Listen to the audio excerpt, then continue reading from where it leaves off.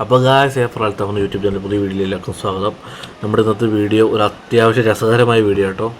അപ്പം നമ്മുടെ വീട്ടിലൊക്കെ നമ്മൾ വളർത്തുന്ന അല്ലെങ്കിൽ ഏറ്റവും ആൾക്കാർക്ക് പ്രശസ്തമായ അല്ലെങ്കിൽ അറിയാവുന്നൊരു മീനാണ് ഗപ്പി അല്ലേ. അപ്പോൾ ഗപ്പിക്ക് ഗപ്പി എന്ന പേര് വരാനുള്ള കാരണം അറിയാമോ? എവിടെ നിന്നാണ് വന്നതെന്നറിയാമോ? കഥ പറയാം. 1866 കാലഘട്ടത്ത് റോബർട്ട് ജോൺ ലെച്ച്മേർ ഗപ്പി എന്ന് പറയുന്ന ഒരു ശാസ്ത്രജ്ഞനാണ് സത്യം പറഞ്ഞാൽ ഈ മീനിനെ ആദ്യമായിട്ട് ഗപ്പി എന്നുള്ള പേര് ഇട്ടത്. എങ്ങനെയാണ് ആ പേര് വന്നതെന്നല്ലേ? 1866 സെൻറ്റ് ആൻസ് റിവർ എന്ന് പറയുന്ന അവിടെ സർവേ നടത്തിക്കൊണ്ടിരിക്കുകയായിരുന്നു നമ്മൾ റോബർട്ട് ജോൺ ലെച്ച്മേർ ഗപ്പി. അപ്പോൾ അവിടെ ഈ ചെറിയ മീനിനെ കണ്ടെത്തി, നമ്മുടെ ഗപ്പിനെ കണ്ടെത്തി. അപ്പം അന്നത്തെ കാലത്ത് തന്നെ മില്യൺ ഫിഷ് എന്നാണ് അവിടെ നാട്ടുകാരൊക്കെ വിളിച്ചുകൊണ്ടിരുന്നത്.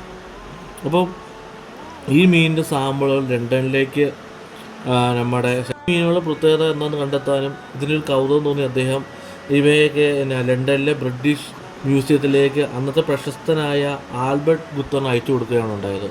ആൽബർട്ട് ഗുത്തർ ഈ മീനിന് റോബർട്ട് ഗപ്പിയോടുള്ള ആദരസൂചകമായി ഇതിന് ഗപ്പി എന്ന പേര് നൽകി.